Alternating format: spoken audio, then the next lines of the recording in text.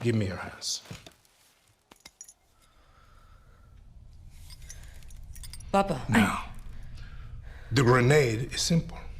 It has 4 basic parts. The shell, which contains the explosive, the fuse, the handle, and of course, the pin. What are you doing? Breathe, Diego. What's up, guys? Welcome to the inaugural episode of 8-Bit and 10. My name is Josh Fox, and today we're going to be looking at the new Far Cry coming out of Ubisoft at around the end of next year, Far Cry 6.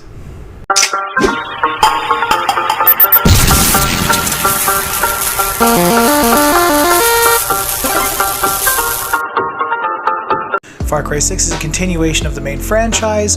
While still being in the same universe, it's not going to be a sequel directly to the other games in the same fashion as the other Far Cry games, unlike New Dawn. You play as Danny Rojas, the main character who is a former soldier and now freedom fighter. You get to choose your gender at the beginning of the game, and it kind of just goes from there. Also, the protagonist in this game, you're going to be voiced, which is pretty cool. I'm not really too sure if it was before, to be honest with you. I kind of feel like in Far Cry 4, when you played as Ajay Ghale, I think he was voiced. I think? I'm not sure. Let me know in the comments what you think. And while you're down there, like, subscribe, you know the good stuff. And in classic Far Cry style, it looks like you're going to be toppling another dictator with another fascist government, which I'm not complaining. If it doesn't work, you don't have to fix it. Wait, that's not it. If it's not broke. If it's not broke, don't fix it.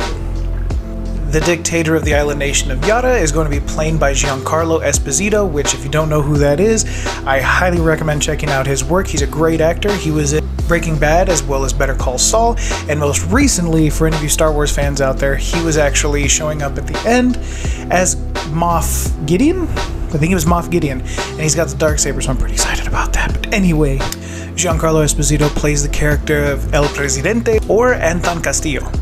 Now, from what we can find on here, Anton Castillo is raising his son Diego to be the next El Presidente. Now, his son Diego, what would be interesting to see, and I'm not sure if it is the case, is if maybe you as the main character have the option to sort of sway him in your direction, and maybe that'll come along with some, story tree elements and things like that, which would be great to see. I love Far Cry, but the story is usually lacking a little bit, and I would very much enjoy there to be some decision making, kind of like what they did, and they did this in a couple of them, but kind of like what they did in Far Cry 4. It was very cool, very minimal, but if they would expand upon that a little bit, I think it'd be pretty interesting.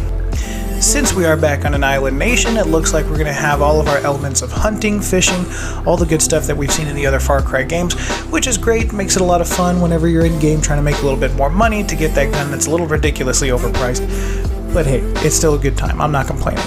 The map has been described to have jungles, trees, mountains, beaches. Again, not really anything that we haven't seen before, especially in a Far Cry game, but it's always really nice, and I kind of really enjoy the whole, jungle-type feel with the FPS games, because it gives you sort of like fun way to strategize your approach, things like that.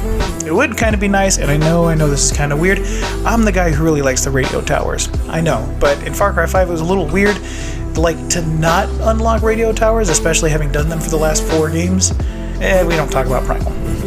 There are supposed to be some more urban areas, which is pretty cool because we might see a little bit denser cities, and maybe that might contribute to the fact that this is a much larger map, which I think is pretty cool because we'll see a lot more dynamic setting, and we'll see probably a little bit more diversity in the NPCs, because if you've played any of Far Cry games, there's like 5 NPCs that you see just randomized throughout the world, and it kind of sucks.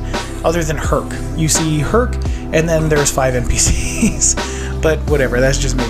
The studio responsible for putting together Far Cry 6 is Ubisoft Toronto.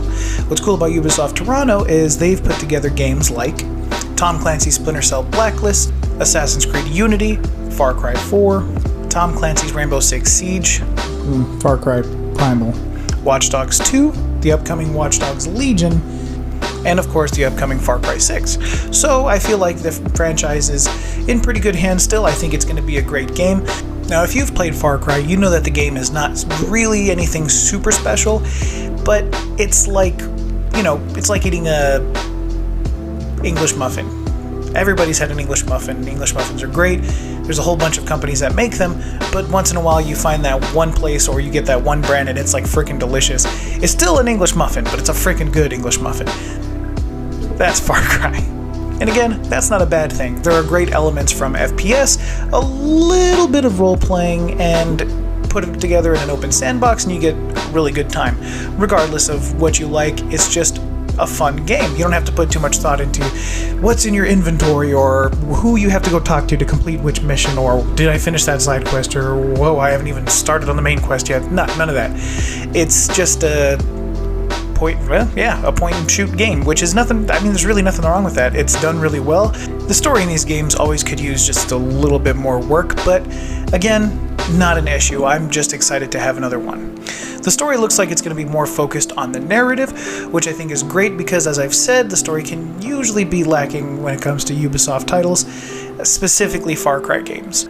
One of the elements that I feel like really helps kind of boost the story up, sort of like from an ambient perspective, if that makes any sense, is music. And one thing that I think is pretty cool is we have Pedro Bromfman, I apologize if I'm not saying that correctly, but anyway, he's coming over from Narcos and he's doing the music for the game, which I think is brilliant. The music is great, and there's a lot of moments where it kind of comes in and sort of helps build the scene in a beautiful way, and I'm really excited actually to see how that's going to translate into the game.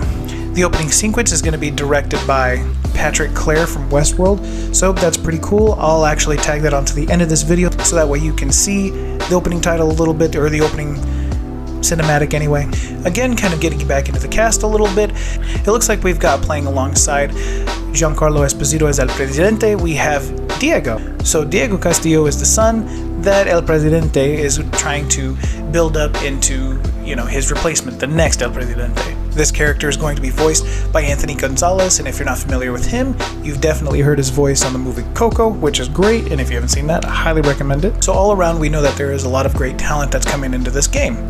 There are a lot of elements that have been added to the games recently that I think are pretty cool, especially if you've played New Dawn. You've noticed that it's a little bit more on the roleplay side, not too much, but it kind of balances with the FPS a little bit to kind of give you, I feel like, a more rounded out experience, which is great. I really enjoyed Far Cry New Dawn. I actually enjoyed that a lot more than Far Cry 5 and kind of wish that that was the main game. But either way, they saw the improvements that needed to be made, they made them, and I hope that they continue to do so. But it seems like they are. There are rumors that Voss from Far Cry 3 has some sort of connection to Giancarlo Esposito's character in this game, El Presidente. So, I mean, again, that is complete speculation. Not sure how true that is or anything like that. If that is the case, it would be great. It would be nice to see Voss maybe come into play a little bit, depending on where this game stands in the Far Cry timeline, so I think that's actually pretty cool. The game itself is being described as one of the most ambitious maps that Far Cry has had so far, and that's pretty cool because I feel like it's probably going to be a little bit more lively depending on where the setting is. It's got sort of a frozen in time feel is what it's described as, so I imagine a very 70s, 80s, 90s kind of vibe. If it's happening now, then we'll probably see a lot of the sort of modern influences and stuff like that on their society, but with that very rooted in 90s kind of feel, which is pretty cool. I think it's going to be a very full, beautiful kind of environment if they pull it off right. Hopefully that they do, and we'll see come next August.